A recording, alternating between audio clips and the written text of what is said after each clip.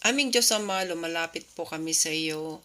Alam mo po ang mga pangyayari sa aming buhay araw-araw. Tulungan mo po kami sa mga panahon ng kahirapan at kami po ay lumalapit sa iyo.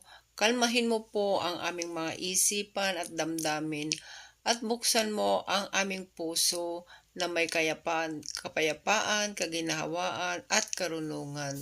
Tulungan mo kaming mabuhay sa takot.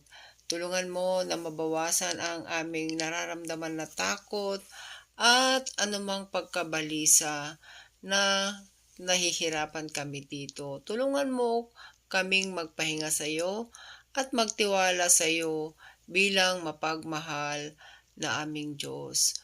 Tulungan mo po kami sa panahon ng mga pagdududa. Tulungan mo po kami na magtiwala sa iyo. Hinihiling namin ito sa pangalan ng Panginoon Hesus.